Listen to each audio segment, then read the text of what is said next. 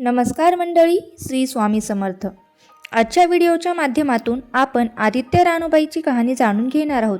ऐका आदित्य रानूबाई तुमची ही कहाणी. आटपाट नगर होतं. त्या नगरात एक ब्राह्मण राहत असे. तो दुर्वा आणायला रानात जात होता. तिथे त्याला नागकन्या व देवकन्या वसा वसत होत्या. ब्राह्मणाने विचारले, काय ग बायानो, कोणता वसा वसता? तो मला पण सांगा. त्या म्हणाल्या, तुला रे कशाला वसा हवा? उच्चील माचील, घेतला वसा टाकून देशील. तो ब्राह्मण म्हणाला, नाही नाही, तसे मी नाही करणार. उतत नाही, मातत नाही आणि घेतलेला वसा मी टाकत नाही. काय वसा आहे तो मला पण सांगा. तेव्हा त्या म्हणाल्या, श्रावण मास म्हणजे आदित्यवारी मोन्या मुकाट्याने उठावे, सचिल स्नान करावे, अद्रोकक पाणी आणावे, विड्यांच्या पानावर रक्तचंदनाची रानूबाई काढावी, 6 रेगांचं मंडळ करावं, 6 सुतांचा तांतू करावा, त्याला 6 काठी द्याव्या, पानांचा विडा, फुलांचा झेला, दशगंधांचा धूप, गूळ, खोबऱ्याचा नैवेद्य दाखवावा, 6 मास चढावी, 6 मास पाळावी, माघी रथ सप्तमी संपूर्ण करावी. कसं करावं? बोटव्याची खीर, गुळाच्या पोळ्या, लोणकंड तूप, मेहून जेवू सांगावे. असेल तर साडी चोळी द्यावी, नसेल तर जोडगलसरी द्यावी, नसेल तर 2 पैसे दक्षिणा द्यावे आणि आपल्या व्रताचं उद्यापन करावे. ब्राह्मणाने वसा केला. त्याला सूर्यनारायण प्रसन्न झाला. भाग्यलक्ष्मी आली. तेव्हा राजाच्या राणीने ब्राह्मणास बोलू धाडलं. ब्राह्मण जातीवेळी भिवू लागला, कापू लागला. राणी म्हणाली, भिवू नका, कापू नका, तुमच्या मुली आमच्या घरी द्या. ब्राह्मण म्हणाला, आमच्या मुली गरिबाच्या तुमच्या घरी कशा द्याव्या? दाशी कराल, बटकी कराल? नाही नाही, तसं नाही करणार. राजाची राणी करू, प्रधानाची करू. मार्गशीर्ष महिना आला. ब्राह्मणाने मुलीची लग्न करून दिली. एक राजाच्या घरी तर दुसरी प्रधानाच्या घरी दिली. ब्राह्मण 12 वर्षांनी मुलीच्या समाचारास निघाला. राजाच्या घरी गेला. लेकीनं पाठ दिला, पाय धुवायला पाणी दिलं. बाबा बाबा, गुळ खा, पाणी प्या. गुळ खात नाही, पाणी पित नाही. आधी माझी कहाणी करायची आहे, ते तू ऐक. ती म्हणाली, तुमची कहाणी ऐकायला मला वेळ नाही. आज राजा पारधीला जाणार आहे, त्याला जेवायला उशीर होईल. हे ऐकून त्याच्या मनात राग आला. तो तेथून निघाला. तो प्रधानाच्या घरी गेला.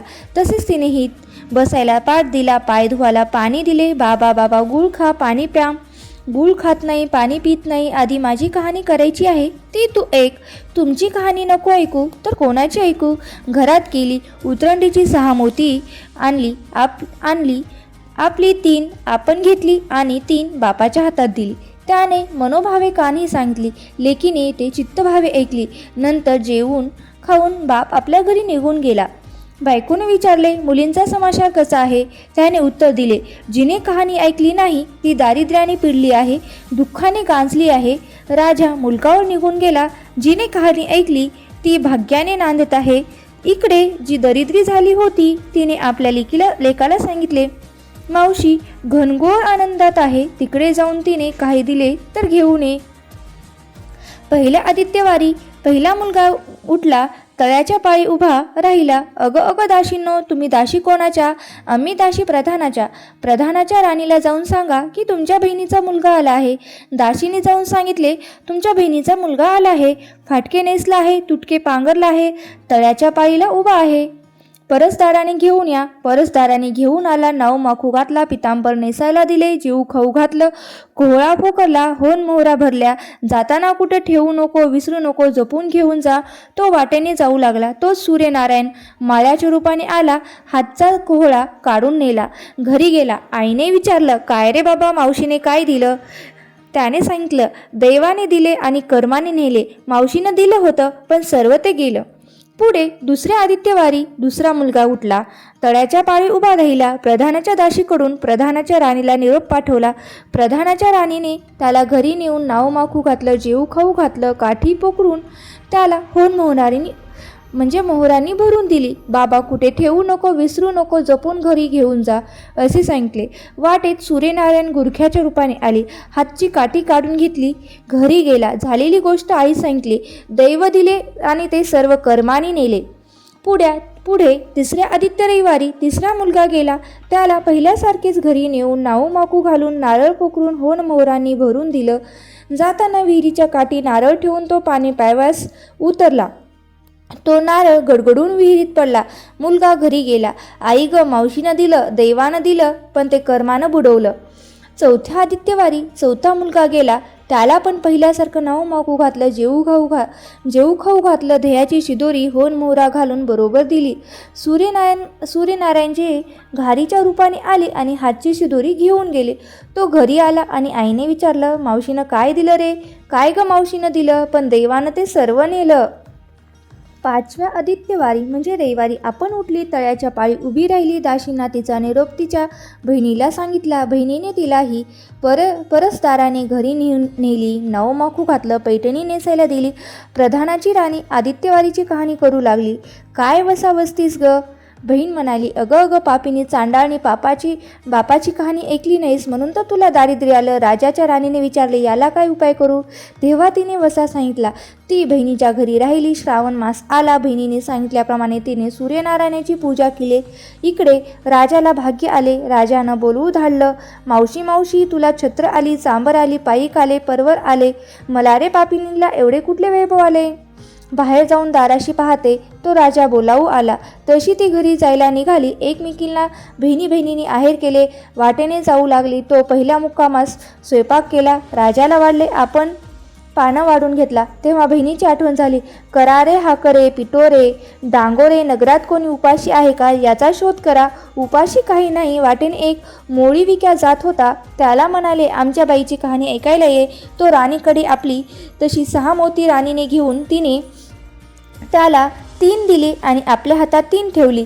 त्यांनी लाकडाची मोडी होती ती सोन्याची झाली. तो म्हणाला, बाई कहाणी ऐकल्याचे एवढे फळ, तर मग वसा घेतल्याचे काय फळ?